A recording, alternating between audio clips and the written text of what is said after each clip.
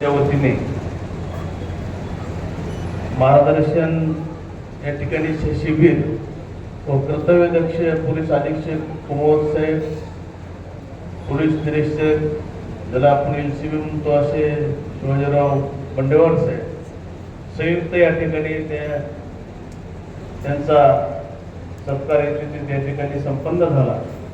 कार्यक्रम तसा 4चा होता, जवळपास आता 9 वाजत आले, सगळे जवळपास बोर झाले। माझी या ठिकाणी घोंगडी अडकली, नाहीतर मगच मी फळ काढला असता, पण नाही इलाजानं तुमच्या प्रेमाखातर या ठिकाणी ते थांबावं लागलं। मी एवढंच आपल्याला सांगायला जास्त वेळ घेणार नाही। पोलीस डिपार्टमेंट आपल्याला निश्चितच सहकार्य करेल, त्यात कुठलीही शंका नाही। ते त्यांच्या जागेवर ते त्यांचं काम करतातच, पण आपला जो व्यवसाय हा व्यवसाय हे फार जवळून बघितलेला आहे, थोडा किचकटीच आहे।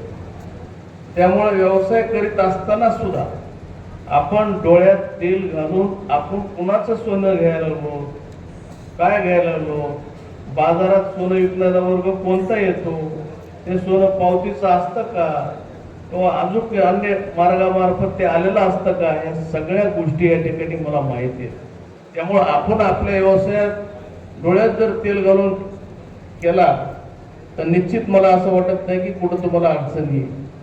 त्याच्यातून एखादी दुसरी अडचण येतच असते, तो धंदा आहे। अडचण हा व्यवसाय म्हणलं की कुठलाही व्यवसाय घ्या म्हणलं की त्यात अडचणी येतच असतात। त्या अडचणीतून आपण आपलं सही सलामत आपण कसा मार्ग काढता येईल किंवा त्या दृष्टीने आपण कसं पुढे जाऊ या दृष्टीने आपली विचारसरणी पाहिजे। जसं बऱ्याच प्रवक्त्यांनी या ठिकाणी सांगितलं, जेवढे आपण या ठिकाणी जिम्मेदार आहे, सोनं घेणार बी जिम्मेदार तेवढाच, विकणार बी त्याच्यापेक्षाही गुन्हेगार। त्यामुळं हे न संपणारा विषय, चोर पोलीस गुन्हेगार हा न संपणारा विषय। त्यामुळे आपण आपल्या व्यवसायात आपण सतर्क राहून त्या ठिकाणी आपण व्यवहार करावा। निश्चितच भविष्यात आपले चांगले दिवस बघायला मिळतील किंवा कुणाला काही अडचण येणार नाही। ज्या वेळेस अडचण आली त्यावेळेस जगताप परिवारानं त्यांच्या पाठीमागे खंबीरपणे साथ दिली। असा एकही व्यापारी नाही की त्याने उठून सांगावा की आम्ही यांना विचारल्यानंतर याने आम्हाला टाळलं किंवा कट मारला, असं कधी होत नाही।